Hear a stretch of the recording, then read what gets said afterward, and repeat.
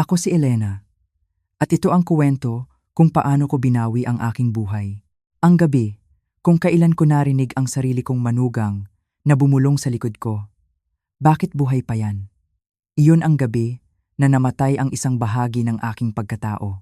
Nasa handaan kami noon, sa likod bahay ng aking nag-iisang anak na si Marco. Isang masayang linggo raw. May mga tugtugan, tawanan, at amoy ng inihaw na baboy sa hangin. Dala-dala ko pa noon ang isang yanera ng leche flan, na paborito niya ang leche flan, na gabi-gabi kong pinagpuyatan para lang maging perpekto. Iyon ang dala kong handog. Nakatayo ako sa likod ng isang gate na kahoy, naghihintay ng tamang tiempo para pumasok, at doon ko narinig. Hindi malakas ang boses, hindi pa sigaw, isang bulong lang. Isang tanong na parang lason na dahan-dahang pumatak sa aking puso. Bakit buhay pa yan? Sinundan iyon ng isang mahinang tawa.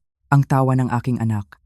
Ang anak na iniluwal ko, inalagaan, at minahal ng higit pa sa sarili ko. Sa isang iglap, para akong naging isang kasambahay sa sarili kong pamilya. Hindi, mas masahol pa. Dahil ang isang kasambahay, binibigyan pa rin ng respeto. Ako, para akong isang lumang muwebles na nakatambak sa isang sulok, isang istorbo na hinihintay na lang na mawala. Ang naramdaman ko noong mga sandaling iyon ay hiya. Isang matinding hiya na parang kumot na bumalot sa buong pagkatao ko. Hiya. Dahil ang mismong pamilya ko ang nagtrato sa akin na parang basura, pero hindi ako umalis. Hindi ako tumakbo. Dahan-dahan kong itinulak ang gate at pumasok ako na may ngiti sa aking labi.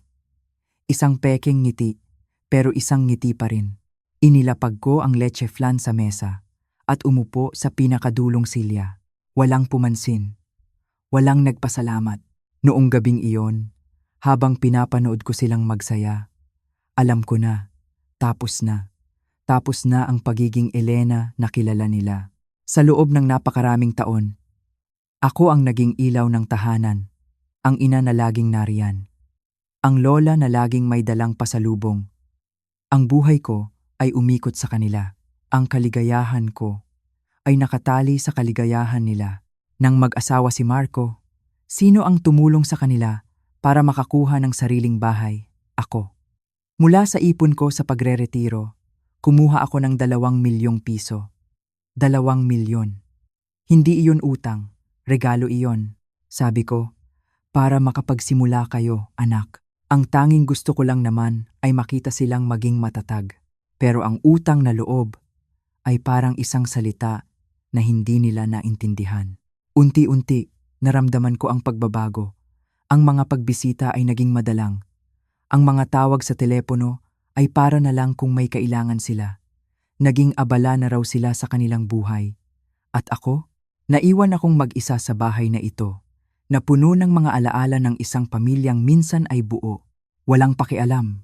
Iyon ang salita. Walang pakialam kung kumain na ba ako. Walang pakialam kung malungkot ba ako. Ako ay naging isang obligasyon na lang. Tuwing Pasko at Kaarawan, isang pangalan sa listahan na kailangang puntahan para masabi lang na ginawa nila. Ako ang nagbayad para sa kanilang pundasyon. Pero sa kanilang mga kasiyahan, ako ang laging nasa likuran. Ang ilaw ng tahanan ay unti-unting pinatay, hanggang sa ang tingin na lang nila sa akin ay isang anino. Isang anino na nagtatanong kung bakit pa ito nabubuhay. Umuwi ako noong gabing iyon, dala ang basyong yanera ng leche flan. Umuwi akong mag-isa, sa katahimikan, pero hindi ako umiyak. Sa halip, isang apoy ang nagsimulang mag-alab sa loob ko. Pumunta ako sa aking lumang aparador at kinuha ang isang folder. Isang folder na matagal ko nang hindi binubuksan. Sa loob nito ay ang lahat ng dokumento, ang titulo ng mga ari-arian na naiwan ng yumaong asawa ko, ang mga bank statement, at ang pinakaimportante sa lahat, ang kopya ng sulat na nagsasabing ang 2 milyong piso ay isang regalo. Akala nila, isa lang akong matandang ulyanin na walang alam, isang mahinang lola na kaya nilang tapak-tapakan. Akala nila, ang lahat ng mayroon ako ay para sa kanila, pero hindi nila alam ang aking lihim na yaman. Hindi ito ginto o malaking pera sa bangko. Ang aking lihim na yaman ay ang katotohanan. Ang katotohanan na lahat ng pinaghirapan namin ng asawa ko ay nasa pangalan ko pa rin. Lahat, sila ay nabubuhay sa isang bahay na ako ang nagbigay ng puhunan. Gumagamit sila ng mga bagay na ako ang bumili. Pero ang kapangyarihan ay nasa aking mga kamay pa rin. Ang lola na tinanong nila kung bakit buhay pa ay may hawak na trump card. At sa gabing iyon, napagdesisyunan kong oras na para gamitin ito. Hindi ito paghihiganti. Malinaw iyan sa isip ko. Ito ay pagtutuwid. Pagtutuwid sa isang pagkakamali na akala nila ay habang buhay kong palalampasin. Gusto nila akong maging tahimik. Gusto nila akong maging invisible. Gusto nilang kunin ang lahat at iwanan akong wala. Ngayon, babawiin ko ang higit pa sa aking pera. Babawiin ko ang aking dangal. Ang dangal na tinapakan nila noong gabing iyon. Ang dangal ng isang ina na ibinigay ang lahat. Bibigyan ko sila ng isang aral. Isang aral tungkol sa respeto. Isang aral tungkol sa utang na loob. Isang aral na ikukuwento nila sa kanilang mga apo. Ang kuwento tungkol sa lola na akala nila ay mahina, pero sa huli ay siyang nagturo sa kanila kung paano tumayo ng tama. Hindi ako mananatiling tahimik. Kung kayo po ay nakaranas na maging isang dayuhan sa sarili niyong pamamahay, kung naramdaman niyo na po na ang inyong pagmamahal ay isinasantabi na lang, i-like at i-share niyo po ang video na ito. At mag-iwan po kayo ng komento sa ibaba. Kwentuhan niyo po ako. Saan po kayo nanonood? Ang inyong mga kwento ay nagbibigay lakas hindi lang sa akin, kundi sa marami pang iba na dumadaan sa parehong pagsubok. Samahan niyo po ako sa aking paglalakbay habang binabawi ko ang aking dangal, isang piraso sa bawat pagkakataon. Kinabukasan, gumising ako bago pa man sumikat ang araw. Ang bahay ay balot sa isang kakaibang katahimikan. Hindi ito ang karaniwang katahimikan na nagbibigay ng kapayapaan. Ito ay isang katahimikan na mabigat, na parang may sinasabi. Nagtimpla ako ng kape sa aking pinakamaliit na takure. Isang tasa lang, sapat na para sa akin. Umupo ako sa mesa sa kusina, sa tabi ng bintana kung saan sumisilip ang maputlang liwanag ng umaga.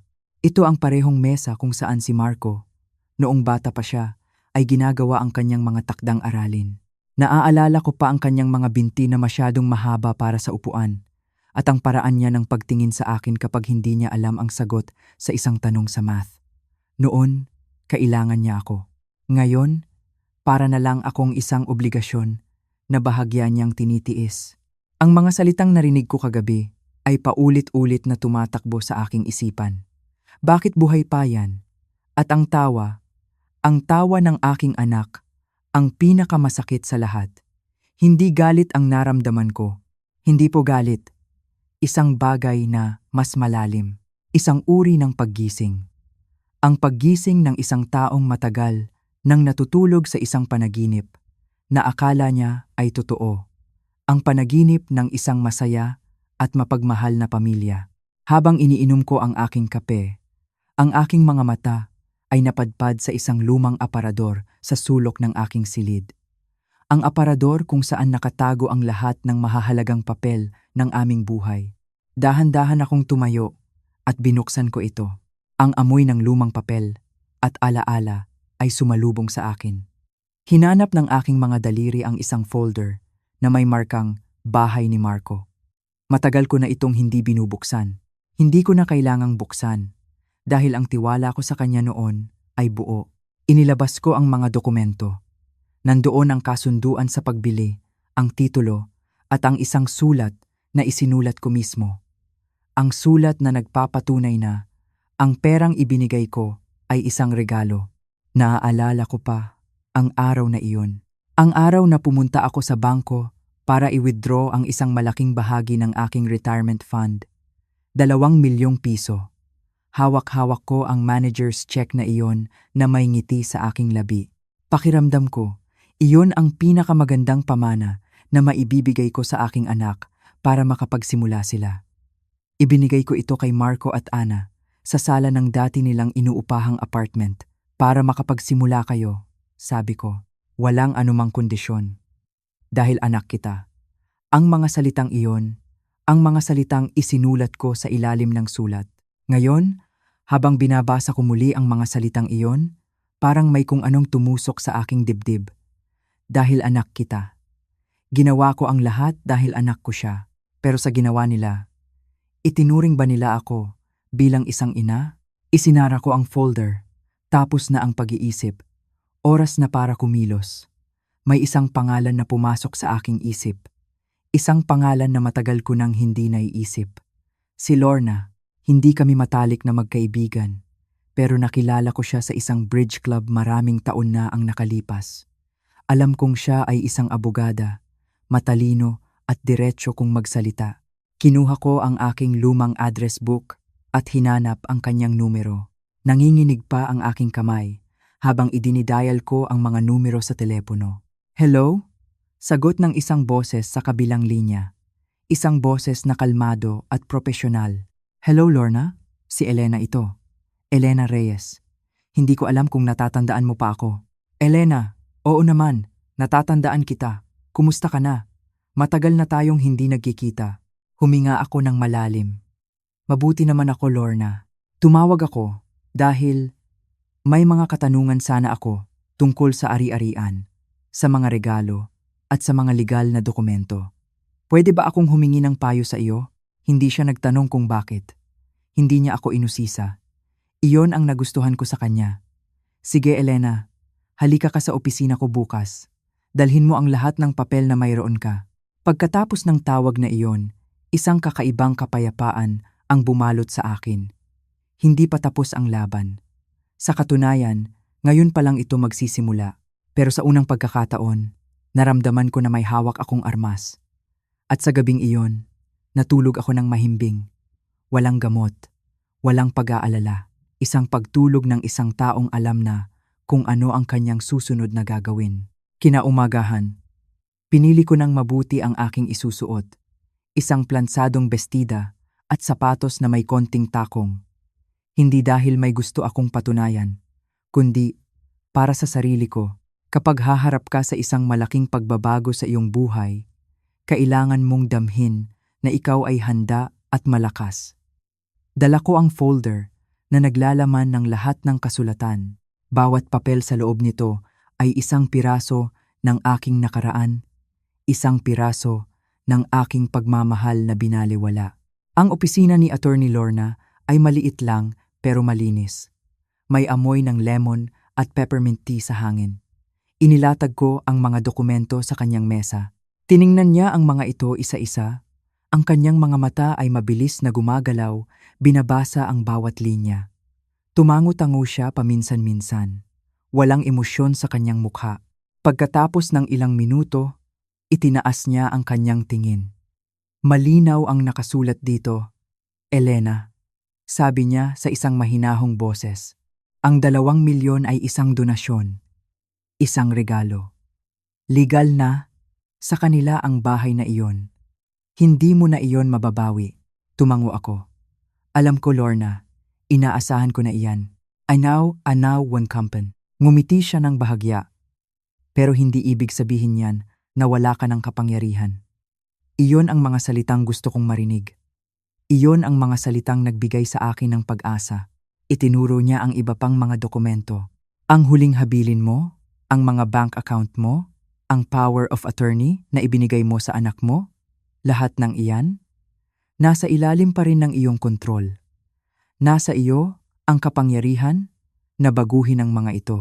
Anumang oras na gustuhin mo, Aigin, pinaliwanag niya sa akin ang lahat sa paraang simple at madaling intindihin. Ang power of attorney, sabi niya, ay isang malaking kapangyarihan na ibinigay ko kay Marco. Kapag ako ay nagkasakit o hindi na makapag-isip ng maayos, siya ang magdedesisyon para sa akin sa lahat ng bagay, lalo na sa pera. Bigla kong naalala ang araw na pinapirmahan ko iyon sa kanya. Pagkatapos kong madulas sa banyo, sinabi niya na kailangan daw iyon para sa seguridad ko. Pumirma siya nang walang maraming tanong. At pagkatapos noon, hindi na niya iyon binanggit pa. Hindi niya ako kinumusta kung ano na ang kalagayan ng aking mga pinansyal. Para sa kanya, isa lang iyong piraso ng papel. Para sa akin ngayon, isa itong tanikala na kailangan kong putulin. Hindi mo man mababawi ang bahay, pagpapatuloy ni Attorney Lorna. Pero masisiguro mo na wala na silang ibang makukuha mula sa iyo. Iyon ay kung iyon ang gusto mo. Ang mga salita niya ay tumatak sa aking isipan. Wala na silang ibang makukuha. Hindi ito tungkol sa paghihiganti.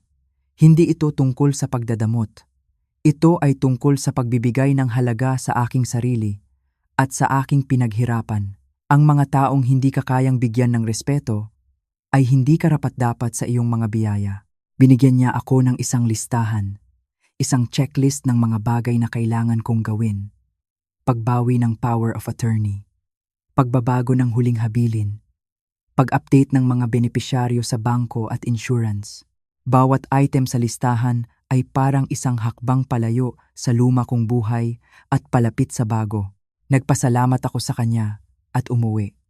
Ang bigat sa aking dibdib ay unti-unting gumagaan. Pagdating ko sa bahay, hindi ko binuksan ang telebisyon. Hindi ako nakinig sa radyo. Umupo lang ako sa aking mesa sa kusina, sa katahimikan na dati kong kinatatakutan pero ngayon ay aking kakampi. Kumuha ako ng isang malinis na piraso ng papel, isang blankong papel na parang bagong kabanata ng aking buhay. Kumuha ako ng ballpen at sa pinakataas ng papel, isinulat ko ang isang pangalan, Marco. Tinitigan ko ang pangalan na iyon. Ang pangalan na minahal ko. Ang pangalan ng batang binuhat ko, inalagaan, at pinangarap na maging isang mabuting tao. Isang luhang pumatak sa papel, pero mabilis ko itong pinunasan. Pagkatapos, huminga ako ng malalim. Itinaas ko ang ballpen, at gumuhit ako ng isang tuwid at matatag na linya. Isang linya na tumawid sa kanyang pangalan. Hindi ito pambubura. Hindi. Isa itong paglalagay ng hangganan. Isang deklarasyon. Ang linya ay nagsasabi, hanggang dito na lang. Tapos na. Ang ugnayan na binuo sa pagmamahal ng isang ina at winasak ng pagwawalang bahala ng isang anak ay opisyal nang natapos sa piraso ng papel na iyon. Ang mga sumunod na araw ay naging abala para sa akin. Hindi na ako nag-aksaya ng panahon sa pag-iyak o pag-iisip. Ang bawat umaga ay may daladalang layunin. Ang listahan na ibinigay ni Attorney Lorna ang naging gabay ko. Ito ang naging mapa ko, papalabas sa gubat ng kalungkutan. Ang una kong ginawa ay bumalik sa kanyang opisina. Dala ko na ang aking desisyon. Lorna, gusto kong simulan na natin. Sabi ko sa kanya nang may diin. Unahin natin ang power of attorney. Gusto ko nang bawiin iyon ngayon din. Tiningnan niya ako mula sa ibabaw ng kanyang salamin. Sigurado ka na ba dito, Elena? Isa itong malaking hakbang. Kailanman ay hindi pa ako naging ganito kasigurado sa buong buhay ko. Sagot ko. Hindi na siya nagtanong pa. Mabilis siyang kumilos. Nagprint siya ng mga dokumento at ipinaliwanag sa akin ang bawat isa. Habang ginagawa niya iyon, naramdaman ko ang pagbalik ng aking lakas. Hindi ito paghihiganti. Ito ay pag-aayos. Ang pag-aayos sa isang buhay na matagal nang sira. Gusto ko ring baguhin ang aking huling habilin, sabi ko habang naghihintay. Alisin mo si Marco bilang executor at alisin mo siya ng tuluyan sa listahan ng mga tagapagmana. Ito ang nagpatigil sa kanya. Gusto mo siyang tanggalin ng buo? Tumango ako. May bahay na siya. May trabaho. May pamilya. Hindi niya kailangan ang kakarampot na naipon ko. At malinaw na niyang ipinakita kung ano ang mahalaga sa kanya. Muli, hindi siya nakipagtalo. Binuksan niya ang isa pang dokumento at nagsimulang mag-type. Sino ang gusto mong ipalit sa kanya? Tanong niya. Hindi ko pa alam. Pag-amin ko. Pero hahanap ako. Siguro isang profesional na tao. Isang taong hindi tumitingin sa akin. Na parang, ako ay isang problema na kailangang ayusin. At ang bahay mo? Huminga ako ng malalim bago sumagot. Ang bahay ko. Kapag ako'y wala na, gusto kong ibenta ito. At ang lahat ng perang malilikom, gusto kong ibigay sa Greenway Women's Shelter. Naaalala ko pa ang lugar na iyon. Ang lugar na pansamantalang kumupkop sa akin noong kabataan ko. Bago ko pa nakilala ang aking asawa, isang lugar na nagbigay sa akin ng pag-asa noong panahong akala ko ay wala na. Oras na para suklian ang tulong na iyon. Nang handa na ang lahat ng papeles, pinirmahan ko ang mga ito. Bawat pirma ay parang isang deklarasyon ng aking kalayaan. Mula sa opisina ni Lorna, dumiretso ako sa bangko. Ang bangko kung saan nakadeposito ang lahat ng aking ipon. Ang bangko kung saan si Marco ay may access bilang co-signer at card holder. Humiling ako na makausap ang branch manager. Isang babae na nagngangalang Trina ang lumabas. Magalang pero mabilis kumilos. Sa loob ng kanyang salaming opisina, sinabi ko ang aking pakay. Gusto kong suriin ang lahat ng authorized users sa aking mga account, sabi ko. Tiningnan niya ang kanyang computer.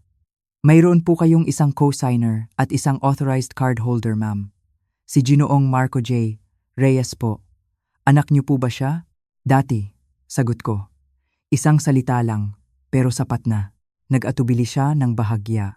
Gusto niyo po ba siyang alisin? Tiningnan ko siya ng diretso sa mata. Gusto ko siyang burahin. Ang kanyang mga daliri ay huminto sa ibabaw ng keyboard. Burahin po? Ibig sabihin, tanggalin lahat ng access? Oo. Tanggalin ang access. I-cancel ang card.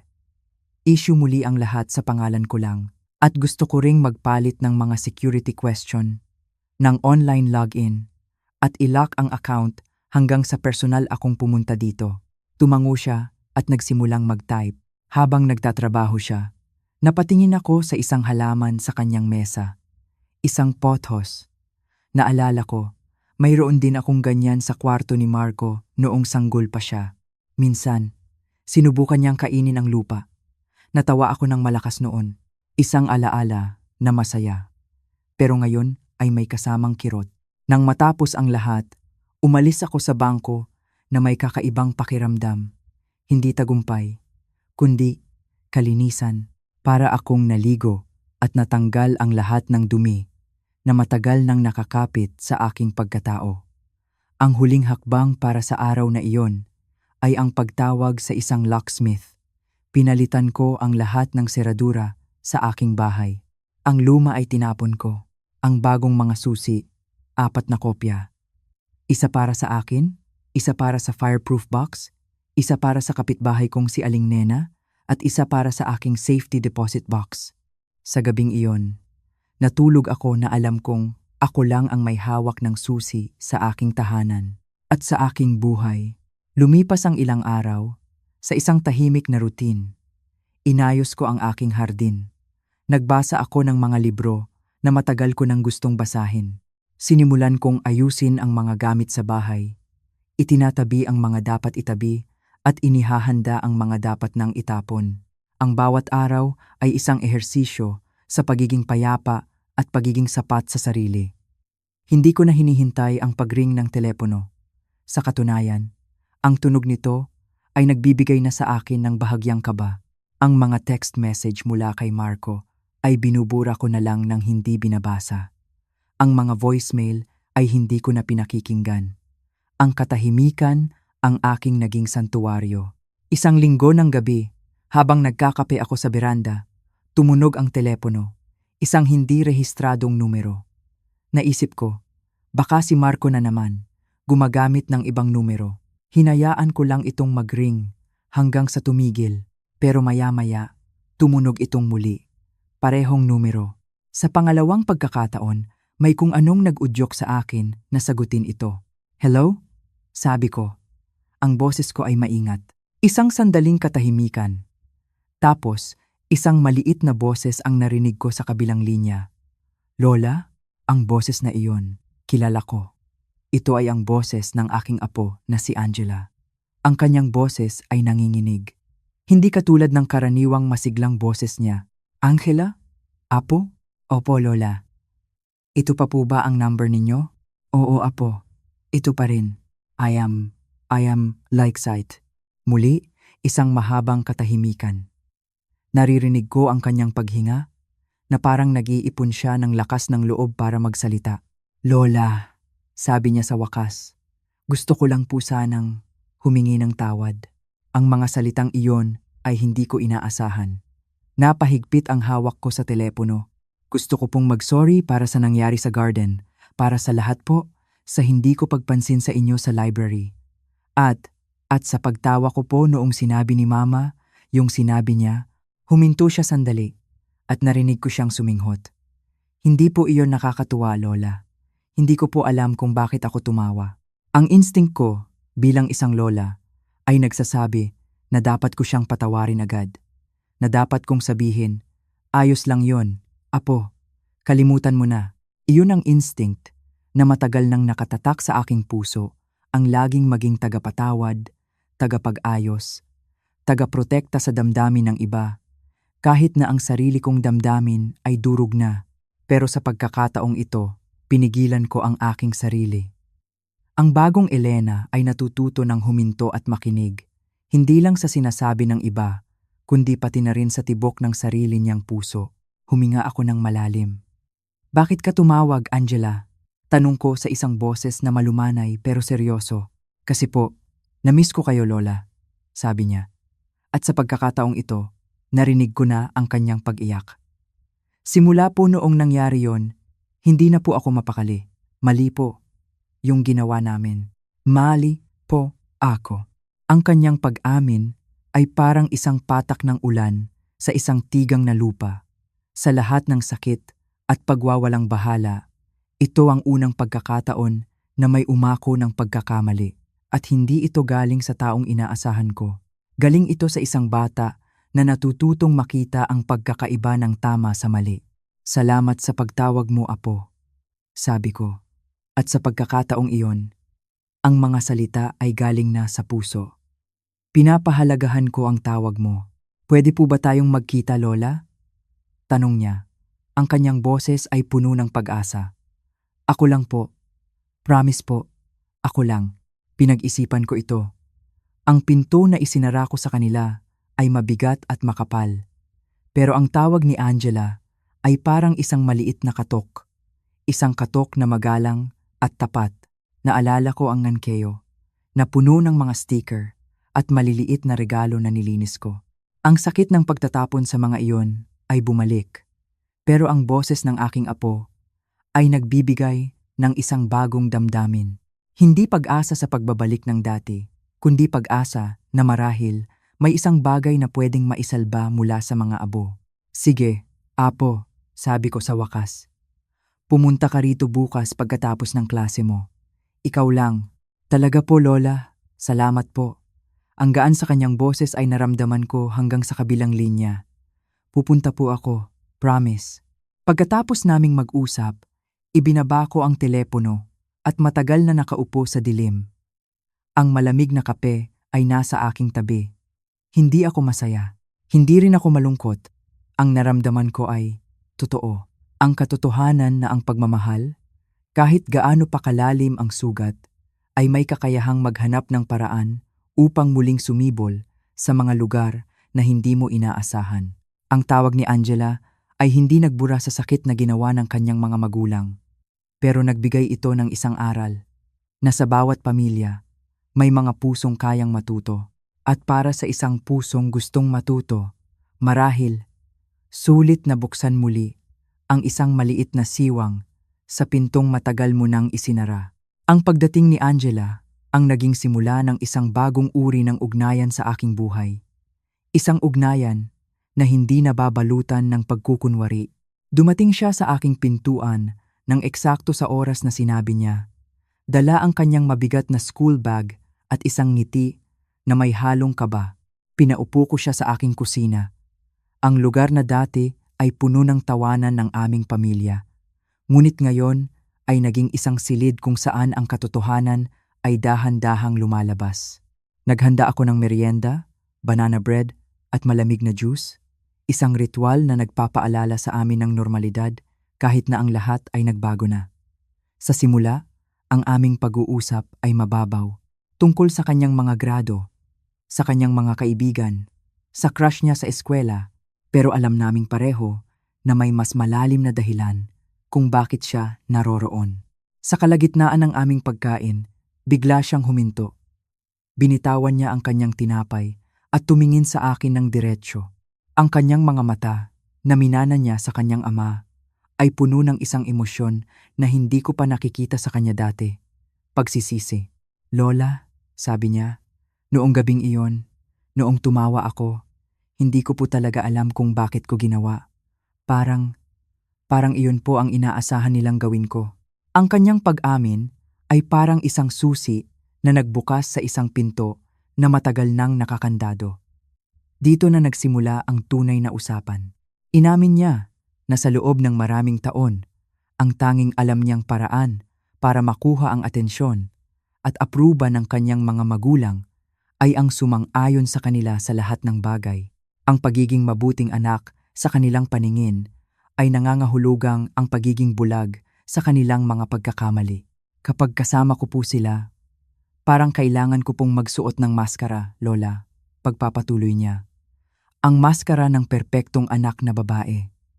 Pero kapag nag-iisa na po ako, nalulungkot ako dahil alam kong hindi po tama, lalo na po ang paraan ng pagtrato nila sa inyo. Ang kanyang mga salita ay hindi lang basta paghingi ng tawad. Ito ay isang paglalahad ng kanyang sariling pagkakakulong. Nakinig lang ako. Hindi ko siya hinusgahan. Hindi ko sinabi na, dapat noon mo pa ginawa. Sa halip, binigyan ko siya ng espasyo para ilabas ang lahat ng bigat na kanyang dinadala. Sa oras na iyon, hindi ako ang kanyang lola na nangangailangan ng paumanhin. Ako ay isang kapwa babae na nakikinig sa isa pang babae na natututong hanapin ang sarili niyang boses. Iyon ang pundasyon ng aming bagong ugnayan. Katapatan. Bago siya umalis, niyakap niya ako. Isang yakap na mahigpit at totoo. At sa yakap na iyon, naramdaman ko na may isang bagay na mahalaga ang nagsimulang gumaling. Ngunit ang paghilom ay hindi isang tuwid na linya. Ito ay may kasamang mga pagsubok. At ang sumunod na pagsubok ay dumating sa anyo ng aking anak. Makalipas ang ilang araw, isang hapon, habang nag-aayos ako ng mga gamit sa sala, narinig ko ang paghinto ng isang pamilyar na sasakyan. Sumilip ako sa bintana at nakita ko si Marco. Ang puso ko ay nagsimulang tumibok ng mabilis, hindi dahil sa pananabik, kundi dahil sa paghahanda. Bumaba siya ng sasakyan at tumayo sa tapat ng aking gate, nag-aalangan kung tutuloy ba o hindi. Sa huli, naglakad siya papunta sa aking pinto at kumatok. Isang katok na puno ng pag-aalinlangan. Hindi ko binuksan ang pinto. Nanatili akong nakatayo sa likod nito. Ang aking likod ay nakasandal sa malamig na kahoy. "Ma?" tawag niya. "Ma, andyan ka ba?" Ang kanyang boses ay naglalaman ng isang emosyon na matagal ko nang hindi naririnig mula sa kanya. Pagkalito, "Ma, please. Gusto ko lang malaman kung anong nangyayari. Pinalitan mo raw ang mga lock. Hindi kita matawagan. Anong problema?" Ang mga tanong niya ay parang mga bala na tumatama sa pinto. Bawat isa ay nagpapakita kung gaano siya kawalang alam sa sakit na kanyang idinulot. Para sa kanya, ang lahat ng ito ay biglaan. Para sa akin, ito ay isang bagyo na matagal nang namumuo. Huminga ako ng malalim, pinapakalma ang aking sarili. "Umuwi ka na, Marco," sabi ko. Ang aking boses ay bahagyang nanginginig, ngunit matatag. "Hindi ako aalis hanggat hindi mo sinasabi sa akin kung ano ito." "Dahil ba ito sa party?" "Biro lang yon, Ma. Isara mo na lang ang pinto sa akin," sabi ko. Ang aking boses ay naglalaman ng bigat ng maraming taon ng pagtitiis. Ang biro ay dapat parehong nakakatawa sa nagbibiro at sa pinagbibiruan. Ang sa inyo ay hindi biro. Kalupitan niyon. Narinig ko siyang bumuntong hininga sa kabilang panig ng pinto. "Hindi ko alam na nandoon ka, Ma. Kung alam ko lang, at iyan mismo ang problema, Marco." Putol ko sa kanya.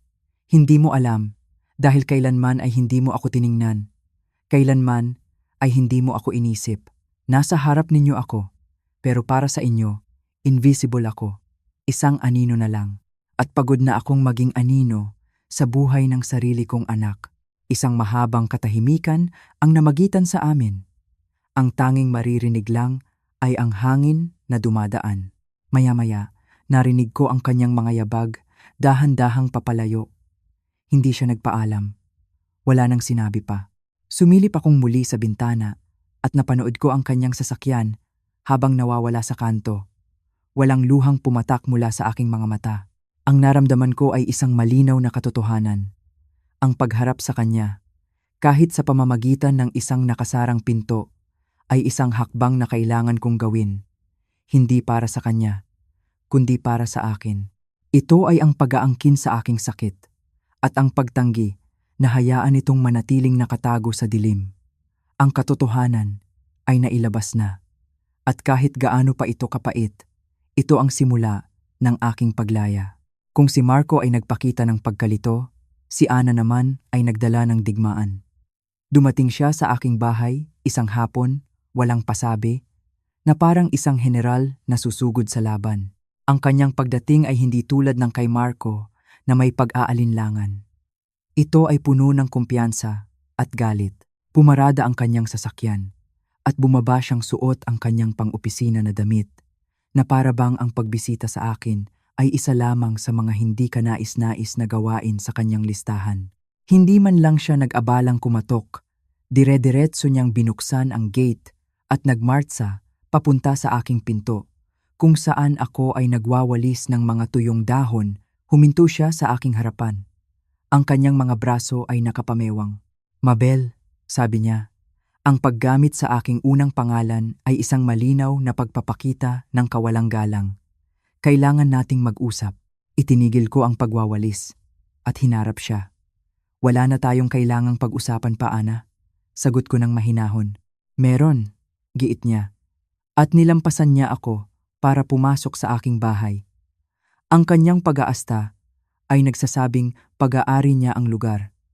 Sumunod ako sa kanya. Isinara ang pinto sa aking likuran. Ito na ang huling pagkakataon na papayagan ko siyang bastusin ako sa loob ng sarili kong pamamahay. Humarap siya sa akin sa gitna ng aking sala. Ang kanyang mukha ay isang maskara ng pagkainis. "Ano ba itong drama na ito, Mabel? Akala mo ba nakukuha mo ang gusto mo sa ganitong paraan? Ang pagiging malungkutin? Ang pag-arte na parang biktima?" Ang bawat salita niya ay patalim na ibinabato sa akin. Pero sa pagkakataong ito, ang mga patalim na iyon ay hindi na tumatagos. Ang balat ko ay makapal na. Pinatibay ng maraming taon ng maliliit na sugat na kanyang idinulot. "Walang drama dito, Ana," sabi ko. Ang aking boses ay kalmado at kontrolado. "Ang nakikita mo ay ang resulta. Ang resulta ng mga aksyon ninyo." "Aming aksyon?" Tumawa siya ng mapakla. "Wala kaming ginagawang masama sa iyo. Inaalagaan ka namin. Iniimbitahan ka namin sa aming bahay. Ang pag-imbita sa isang tao ay hindi nangangahulugang tinatanggap mo siya," sagot ko. "Inilagay ninyo ako sa isang sulok na parang isang dekorasyon na ayaw ninyong makita. Ipinakain ninyo ako. Oo, pero hindi ninyo ako kinakausap. Ang tawag doon ay obligasyon. Ana, hindi pagmamahal. Palagi ka namang reklamadora," sigaw niya. Ang kanyang boses ay tumataas na. "Kahit anong gawin namin, hindi ka masaya." "Ang tanging gusto ko lang ay respeto," sabi ko. Ang aking boses ay nagsimula na ring magkaroon ng diin. Respeto bilang isang ina. Respeto bilang isang tao. Isang bagay na hindi mo kailanman naibigay. Ang aming mga salita ay nagbanggaan sa hangin. Ang lahat ng hindi nasabi sa loob ng maraming taon ay biglang sumabog. Inakusahan niya ako ng pagiging makasarili, ng paninira sa pamilya, ng paggamit kay Angela. Habang nagsasalita siya, tiningnan ko lang siya. At sa ilalim ng lahat ng kanyang galit, nakita ko ang tunay na dahilan. Takot. Takot na mawalan ng kontrol. Takot na ang matandang babae na dati nilang minamaliit ay may kapangyarihan pa pala. "Tapos ka na?" Tanong ko nang huminto siya para huminga. Natigilan siya. Nagulat sa aking kalmadong tanong. Pumunta ako sa aking aparador at kinuha ang folder na naglalaman ng aking mga legal na dokumento. Ang mga dokumentong inayos namin ni Attorney Lorna. Inilapag ko ito sa mesa sa pagitan namin. "Ito," sabi ko, "ang katapusan ng ating pag-uusap." Binuksan niya ito at nakita ko ang pagbabago sa kanyang mukha habang binabasa niya ang mga nilalaman, ang revocation ng power of attorney, ang binagong huling habilin, ang mga papeles para sa trust. Ang kanyang mukha ay namutla. Ang kanyang postura ay biglang nanghina. Ang general ay nawalan ng sandata. Hindi mo ito pwedeng gawin, bulong niya. Ang kanyang boses ay puno ng hindi makapaniwalang tono. Nagawa ko na, sabi ko. Tumingin ako sa kanya, hindi na may galit kundi may awa. Awa para sa isang taong ang tanging alam na halaga ay ang pera at kapangyarihan.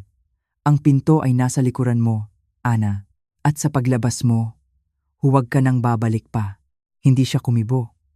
Inayos niya ang kanyang damit, kinuha ang kanyang bag, at naglakad palabas ng aking bahay nang walang imik.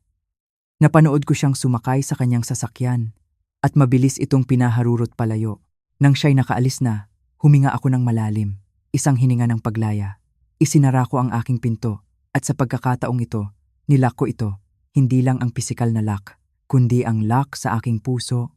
Ang pinto ay opisyal nang nakasara. At sa loob ng aking bahay, sa wakas, ay naghahari na ang kapayapaan. Ang pagsasara ng pinto kay Ana, ang hudyat ng tunay na simula ng aking bagong buhay. Ang mga sumunod na linggo ay ginugol ko sa pag-aalis ng mga bakas ng nakaraan at pagtatayo ng pundasyon para sa hinaharap. Ang bahay na ito, na dati ay simbolo ng aking mga pangarap para sa aking pamilya, ay naging isang paalala na lang ng isang bigong pangako. Kailangan ko nang umalis. Sinimulan ko ang proseso sa pamamagitan ng pagtawag sa isang real estate agent. Gusto kong ibenta ito sa lalong madaling panahon, sabi ko sa kanya. Hindi na mahalaga ang presyo. Ang mahalaga ay ang makalaya. Naintindihan niya. Mabilis siyang kumilos. At sa loob lang ng isang linggo, mayroon ng mga interesadong bumili. Habang naghihintay, sinimulan ko ang mas mahirap na gawain. Ang pag-aayos ng mga gamit na naipon ko sa loob ng mahigit 40 taon. Bawat bagay ay may kuwento. Ang lumang rocking chair, kung saan ko pinapatulog si Marco.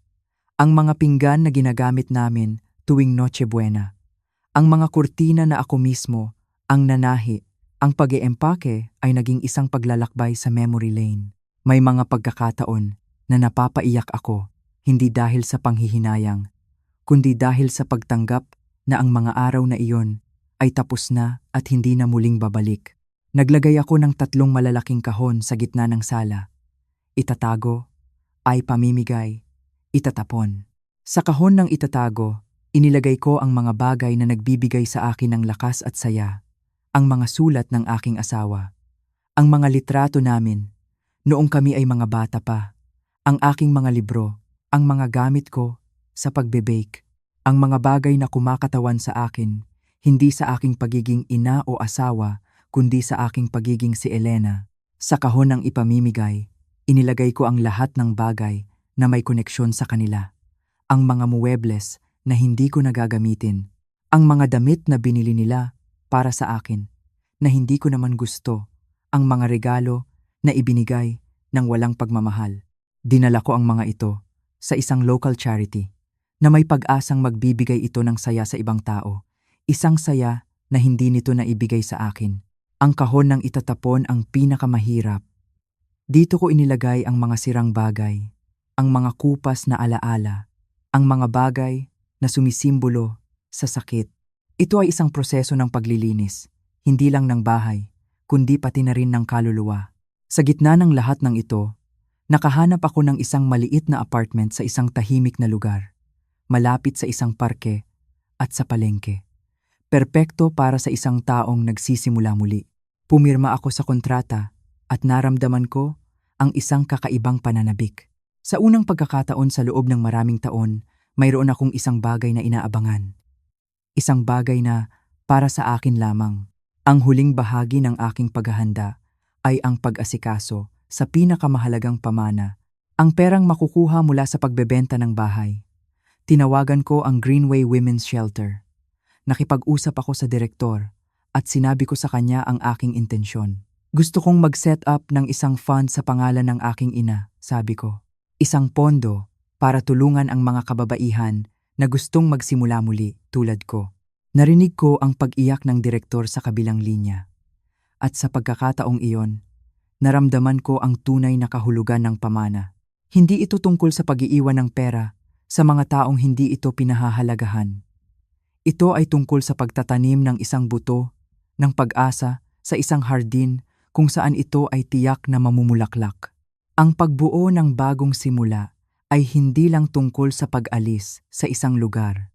Ito ay tungkol sa pagpili kung saan mo gustong pumunta. At sa wakas, pagkatapos ng mahabang panahon, alam ko na kung saan ako patungo. Dumating ang araw ng paglipat. Isang araw na maulap, na parang ang langit ay nakikiramay sa pagtatapos ng isang kabanata ng aking buhay. Kumuha ako ng maliit na lipat bahay truck, sapat lang para sa iilang kahon na pinili kong isama. Habang isinasakay ng mga movers ang aking mga gamit, huli kong sinulyapan ang bahay. Ang mga pader nito ay saksi sa aking mga tawa, luha, pangarap, at kabiguan. Nagpaalam ako hindi sa bahay, kundi sa babaeng dating nakatira doon. Ang babaeng laging naghihintay. Ang babaeng laging umaasa. Ang babaeng iyon ay mananatili na sa mga pader na iyon. Ang aking bagong apartment ay may amoy ng bagong pintura at pangako. Maliit ito, pero bawat sulok ay akin. Walang multo ng nakaraan na nagtatago sa mga anino. Ang unang bagay na inilabas ko ay ang aking kettle para makapagtimpla ng tsaa. Ang pangalawang bagay ay isang maliit na sketch na ibinigay sa akin ni Angela. Isang drawing ng isang babae na nakaupo sa isang silya. Ang kanyang likod ay tuwid. Ang kanyang mga mata ay nakatingin sa malayo. Sa harap niya ay isang chessboard. Kaunti lang ang kanyang mga pyesa, pero nasa panalong posisyon. Hindi pa siya tapos, Lola, sabi ni Angela. Nang ibigay niya ito, nagsisimula pa lang siyang laruin ang sarili niyang laro. Isinabit ko ang drawing sa pader kung saan ito masasabitan ng sikat ng araw tuwing umaga. Ito ang aking naging inspirasyon. Sa unang gabi ko sa aking bagong tahanan, hindi ako nakaramdam ng lungkot o pangungulila. Nakaramdam ako ng kalayaan. Kumain ako ng tinapay at keso sa aking maliit na balkonahe, nakabalot sa isang kumot, pinapanood ang mga ilaw ng syudad. Ang tunog ng aking buhay ay hindi na ang katahimikan ng pag-iisa, kundi ang payapang tunog ng pagpili. Lumipas ang isang linggo. Unti-unti kong inaayos ang aking bagong mundo. Inilagay ko ang aking mga libro sa estante. Ipinatong ko ang mga litrato namin ng aking asawa sa tabi ng aking kama.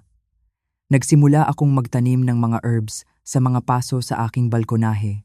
Sa unang pagkakataon, ang aking tahanan ay isang refleksyon ng kung sino ako, hindi ng kung sino ang gusto ng ibang tao na maging ako. Isang umaga, habang tinitingnan ko ang aking mga sulat, may isang sobre na kumuha ng aking atensyon. Walang return address, pero pamilyar ang sulat kamay. Ang sulat kamay ni Marco. Nag-atubili ako. Isang bahagi ng aking isip ay nagsasabing itapon ko na lang ito, huwag nang buksan. Pero ang isa pang bahagi, ang bahagi na gustong makita ang katapusan ng kuwento, ang nag-udyok sa akin na buksan ito. Ang liham ay maikli lang.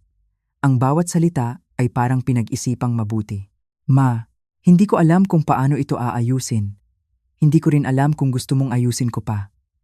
May mga nasabi ako at mga ginawa na hindi ko na mababawi. Hinayaan kong mangyari ang mga bagay na dapat kong pinigilan. Ngayon ko lang naiintindihan ang lahat. Hindi ko alam kung paano maging ang lalaking nararapat para sa iyo. At natatakot ako na huli na ang lahat para matuto. Pero si Angela, araw-araw kanyang ikinukuwento. Iba na siya, mas matapang. At alam kong galing iyon sa iyo. Patawad, ma. Sana, isang araw, hahayaan mo akong subukang muli. Hindi bilang anak na umaasa, kundi bilang isang taong gustong matuto. Binasa ko ang liham ng 2 beses. Walang galit na namuo sa aking dibdib. Wala ring bigla ang pagpapatawad. Ang naramdaman ko ay isang tahimik na pagkilala. Isang pagkilala sa isang taong sa wakas ay nagsimula ng magising. Maingat kong tiniklop ang liham at inilagay ito sa isang maliit na kahon. Hindi ito ang kahon ng itatago o itatapon. Isa itong bagong kahon, ang kahon ng marahil. Marahil, may pag-asa pa. Marahil, balang araw. Pero hindi ngayon. Ngayon, ang oras ay para sa akin. Inilagay ko ang kahon sa loob ng aking aparador. Isang liham mula sa nakaraan. Naghihintay ng tamang panahon sa hinaharap habang ako ay nabubuhay sa kapayapaan ng aking kasalukuyan. Dumating ang araw ng aking ika-73 kaarawan. Gumising ako, hindi dahil sa tunog ng alarm clock, kundi dahil sa sinag ng araw na dahan-dahang gumagapang sa aking bintana. Walang mga lobo, walang mga sorpresang text message mula sa mga kamag-anak na naalala lang ako isang beses sa isang taon. Walang mga handaan sa labas o mga regalong iniiwan sa may pintuan. Ang bumati sa akin ay ang katahimikan. Isang katahimikan na hindi na nakakabingi. Isang katahimikan na payapa. Ang malumanay na hininga ng isang buhay na sa wakas ay akin lamang. Tumayo ako at naghanda ng almusal. Pancakes. 2 piraso lang, sapat para sa akin. Nilagyan ko ito ng pulot at hiniwang peras. Umupo ako sa aking maliit na mesa sa kusina, kung saan nakapatong ang litrato naming dalawa ng yumaong asawa ko. Tiningnan ko ang kanyang nakangiting mukha sa litrato at bumulong, "Heto na tayo, mahal." Nakarating din. Hindi ako nakaramdam ng lungkot. Sa halip, naramdam ko ang kanyang presensya na parang isang mainit na yakap mula sa nakaraan na nagsasabing ipinagmamalaki niya ako. Ang araw ay lumipas ng simple. Nagbasa ako ng libro. Nakipag-usap sa aking mga halaman sa balkonahe. Sa unang pagkakataon, ang aking kaarawan ay hindi tungkol sa pag-aantay. Hindi ito tungkol sa pag-asa na may makaalala. Ito ay tungkol sa pagiging kontento sa kung sino ang kasama ko sa araw na iyon. At ang kasama ko ay ang aking sarili. At sapat na iyon. Tanghali, may kumatok sa aking pinto. Isang katok na pamilyar na sa akin. Ang katok ni Angela. Pagbukas ko, bumungad sa akin ang kanyang maningning na ngiti. May daladalang isang bungkos ng tulips. Pulang tulips, nakabalot pa sa papel mula sa flower shop. "Hindi po kayo mahilig sa birthday cake, Lola," sabi niya. "Kaya bulaklak na lang po ang dinala ko." Parang mga totoong adults. Natawa ako. Inabot niya sa akin ang isang maliit na sobre. Sa loob, isang card na siya mismo ang gumawa, hindi drawing, pinta. Sa harap, isang simpleng imahe, 2 silya sa isang beranda. Ang isa ay bakante. Ang isa naman ay may tasa ng tsaa sa sandalan at sa loob may nakasulat, "Salamat po sa pag-iwan ng upuan para sa akin." Ang mga simpleng salitang iyon ang nagpatigil sa aking mundo.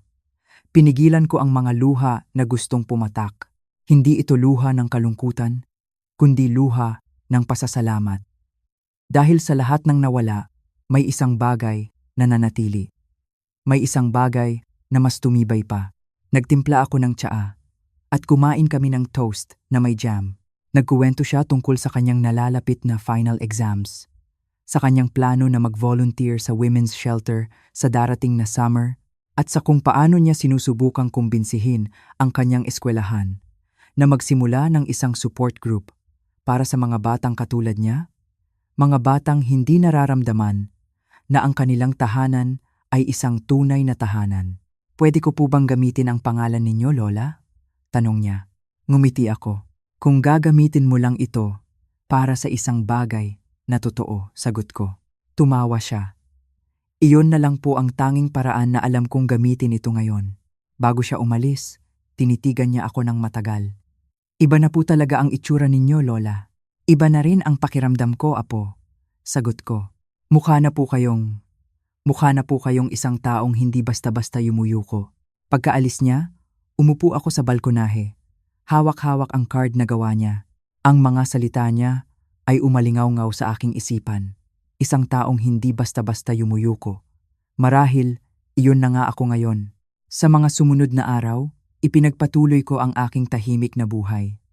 Nagpadala ako ng donasyon sa isang legal fund para sa mga nakatatandang babae na may problema sa pabahay. Hindi ko na nilagyan ng pangalan. Tanging ang pangalan lang ng trust. Isang tahimik na tulong. Isang batong inilagay sa tamang kamay.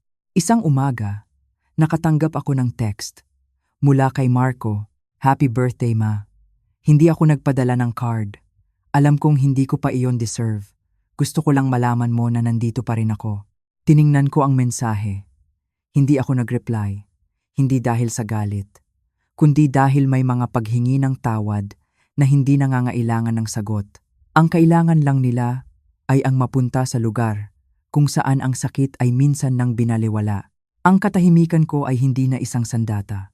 Ito ay isang espasyo. Isang espasyo para sa posibleng paghilom. Sa tamang panahon, gabi, inimbitahan ko ang aking mga kaibigang sina Aling Nena at Ida. Nagdala sila ng cherry pie at mga kwentong nagpatawa sa amin. Nang malakas, nag-usap kami tungkol sa mga apo, sa presyo ng bilihin, at sa mga sakit-sakit sa katawan. Walang nagtanong tungkol kay Marco. Walang nag-ungkat ng nakaraan. Ang aming pagkakaibigan ay nakatanim sa kasalukuyan. At sa gabing iyon, ang aking maliit na apartment ay napuno ng tunog na matagal ko nang hinahanap, ang tunog ng tunay na samahan. Pagkaalis nila, tumayo ako sa may pintuan at nakinig. Hindi sa mga yabag na papalayo o sa katahimikang babalik. Nakinig ako sa tunog ng isang bahay na muling napuno sa pagkakataong ito ng tamang uri ng ingay. Bago ako matulog, kinuha ko ang aking journal. Ang huling pahina ng lumang volume. Isinulat ko ang aking huling entry. Minsan, may nagtanong kung bakit pa raw ako buhay. Ngayon, masasabi ko na ang sagot. Buhay ako para alalahanin ang sarili kong pangalan. Buhay ako para maghain sa sarili kong mesa. Isang mesa na may sapat na espasyo para sa mga taong tunay na nagmamahal sa akin. Buhay ako para panatilihing bukas ang aking pinto. Hindi na para sa lahat, kundi para lang sa iilan. Sapat na bukas para sa mga taong kumakatok, nang may malinis na kamay at tapat na puso. Isinara ko ang journal. Inilapag ko ito sa tabi ng aking kama. Sa labas, nagsimulang umambon. Ang tunog ng ulan sa aking bintana ay parang isang uyayi. Ipinikit ko ang aking mga mata. Walang galit, walang takot, walang paghihintay, tanging kapayapaan. Ang kapayapaan ng isang babaeng natagpuan ang kanyang tahanan sa loob ng kanyang sarili. At sa kapayapaan na iyon, ako ay nakatulog